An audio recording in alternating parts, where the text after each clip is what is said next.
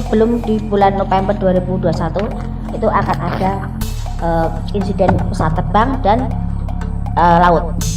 Saya nyatakan bahwa 53 personil yang on board KRI Nanggala 402 telah gugur. Mereka selalu berusaha mencuri saja informasi dari langit. Sebagaimana sudah pernah saya sampaikan, riwayat tentang batu meteor yang jatuh, kemudian baginda Nabi SAW menjelaskan kepada para sahabat kalau itu adalah anak-anak panah malaikat yang dilemparkan kepada syaitan yang berusaha untuk mendengarkan atau mencuri informasi dari langit. Dan banyak di antara mereka yang terbakar dengan anak-anak panah tersebut. Sementara yang lolos di antara mereka akan datang membawa informasi kepada teman-temannya daripada dukun, peramal, penyamun, penyihir ini, menginformasikan kepada mereka berita dari langit. Kata Nabi SAW, dan dari 100 berita, 99 semuanya dusta. Hanya satu yang benar. Yang benar pun itu karena dia mencuri informasi dari langit. Kalau hadis ini sudah jelas bagi kita teman-teman dengan sanad yang sahih. Lalu untuk apa seseorang di antara kita masih pergi untuk meramal tangannya, meramal wajahnya, meramal nasibnya, dan bergantung pada nujum. Nujum adalah bintang-bintang. Seperti sekarang, dari kecil kita sudah dicekoki.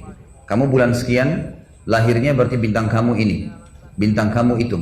Dan tidak sedikit di antara kita beli majalah hanya untuk membaca terkaan ahli nujum ini.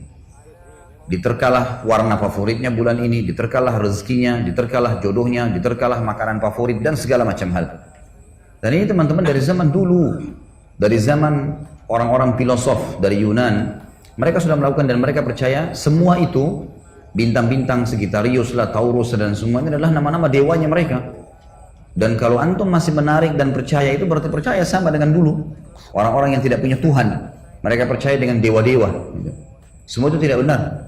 Dan semua itu diharamkan, tidak dibolehkan teman-teman sekalian. Seorang muslim punya pondasi dasar. Sesuatu yang telah berlalu, yang dia kerjakan, kalau baik dia bersyukur, kalau salah dia minta maaf sama Allah, clear bagi dia. Sesuatu ke depan, dia dioptimiskan dalam syariat untuk berbuat. Buat, selama masih bernafas, lakukan.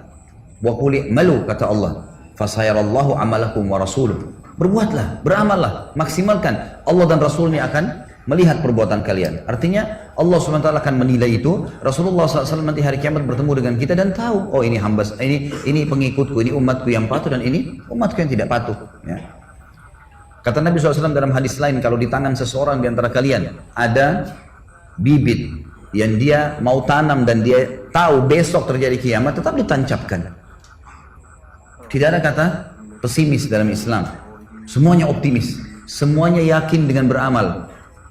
Tidak ada sesuatu yang ditebak-tebak, tapi sesuatu yang pasti. Rutinitas kita sudah jelas, mana yang wajib, mana yang sunnah, mana yang haram, mana yang makruh, mana yang mubah. Kita sudah tahu semuanya. Dari makanan, dari minuman, dari pergaulan, dari pendapatan, semua kita sudah diberitahukan dalam syariat. Maka orang muslim tidak butuh peramal. Untuk apa diramal teman-teman sekalian? Untuk apa datang kepada orang-orang yang menebak-nebak, tidak jelas? Padahal kita sudah tahu. Masa lalu kita kalau salah, ada syariat menjelaskan, ini salah loh kau berbuat, zina, bohong, riba, dan seterusnya. Caranya, taubat, clear. Kita berbuat amal soleh, kita sempat sholat, alhamdulillah, syukuri. Saya akan terima hasilnya hari kiamat. Tidak ada tebak-tebak ini. Ini pasti. Allah tidak akan pungkiri janjinya. Sesuatu yang masa depan, lakukan yang terbaik. Sampai dikatakan dalam pepatah bahasa Arab, kalau hari ini lebih baik daripada kemarin, kau telah beruntung. Dan kalau seandainya hari besok lebih baik daripada hari ini, kau adalah orang yang paling sukses. Ada sesuatu yang kalah bagi seorang muslim. Semuanya jelas bagi dia. Tidak butuh nujum, tidak butuh terkan-terkan bintang. Bisa benar, bisa salah. Terlebih lagi memang mendatangi mereka, konsultasi dengan mereka, coba-coba bertanya pada mereka, hukumnya dosa besar. Kalau percaya, kafir, keluar dari agama Islam. Kita akan bacakan dalil-dalilnya. Imam Az-Zahabi rahimahullah mengangkat dalil pertama adalah surah Isra ayat 36. A'udzu billahi minasyaitonir rajim wa la taqfu ma laysa laka bihi ilm. Al-ayah, dan janganlah kamu mengikuti sesuatu yang kau tidak mempunyai ilmu tentangnya. Maksudnya kata ulama tafsir adalah selain ilmu syar'i. Enggak usah diikutin. Sudah tidak jelas, tebak-tebak nasib. Dan subhanallah, pasti di belakang mereka penipuan. Enggak ada dukun yang tidak menipu, mustahil menipu. Menipu dengan suara, menipu dengan gerakan, menipu dengan pemandangan, menipu dengan segala macam. Allah sebutkan dalam Al-Quran itu. Penyihir Fir'aun dikatakan yukhayyalu min sirhim annaha tas'a. Mereka selalu memperlihatkan sesuatu dengan sihir mereka seakan-akan itu bergerak. Memang begitu, seakan-akan itu nyata. Tapi semuanya dusta. Dan kita sudah dilarang dalam agama untuk mengikuti mereka. Di sini dilarang mengikuti semua ilmu yang keluar dari hukum syariat atau bertolak belakang dengan hukum syariat. Kalau urusan ilmu dunia dan ilmu dunia itu bermanfaat, punya maslahat ketemu dengan hukum syariat, maka itu dibolehkan. Sampai ulama membagi dua, mengatakan ada ilmu yang bermanfaat, ada ilmu yang tidak bermanfaat atau mendatangkan dosa. Ilmu bermanfaat adalah ilmu syariat atau semua ilmu yang bermanfaat bagi manusia, pengetahuan umum dan seterusnya. Tapi ilmu yang haram adalah ilmu sihir, ilmu ahli dukun, ya, nujum, yang memang mereka bekerja sama dengan para jin yang diharamkan dalam syariat berinteraksi sama mereka. Allah sengaja buat tidak kelihatan supaya jangan berteman, jangan bergaul, jangan menikah, tidak usah dipanggil. Kalau datang diusir, nggak ada hubungan sama kita. Dan saya sudah pernah bilang teman-teman sekalian, jangan lintas alam, nggak perlu lintas alam. Kita manusia, ini alam kita sekarang. Inilah makanan kita, inilah udara kita, inilah cara kita membangun bangunan. Beginilah Allah memberikan kepada kita. Tidak perlu lintas alam. Hewan kalau mau makan, dia terekam mangsanya, baru dia makan mentah-mentah. Manusia nggak bisa, nggak usah lintas ke alam hewan. Kita jijik nantinya.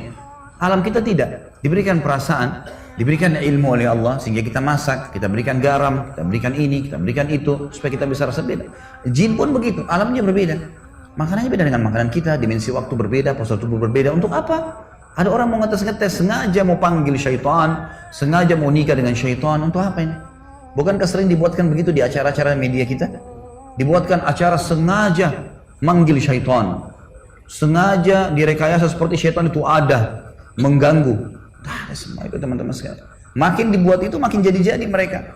Sebagaimana Allah sebutkan dalam surah Jin yang pernah saya sebutkan, orang-orang Arab jahiliyah, mereka kalau safar, mereka selalu berkata pada saat sebelum Nabi SAW diutus dan sebelum mengingatkan mereka karena wahyu belum turun, mereka selalu kalau tiba di sebuah lembah, mereka ngambil setengah bekalnya, pimpinan kafilah itu, lalu kemudian dia berkata pimpinan kafilah, hai penjaga lembah, ambillah setengah bekal kami, jangan ganggu kami. Padahal sebenarnya tidak ada apa-apa di lembah itu. Nggak ada apa-apa, akhi, kalau antum jalan sendiri, nggak ada apa-apa, nggak ada masalah. Coba antum duduk di situ, antum duduk, tidur, nggak ada apa-apa, sama sekali.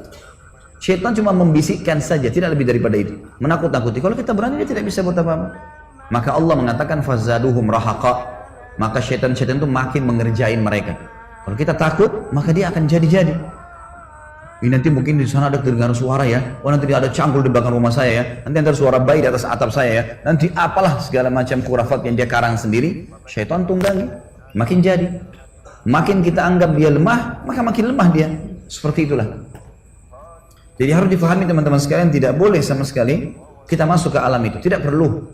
Tidak perlu lintas alam. Hiduplah sebagai manusia yang kita sudah lalui selama ini. Umur antum 30, 40 tahun, 50 tahun, itulah kehidupan kita. Allah.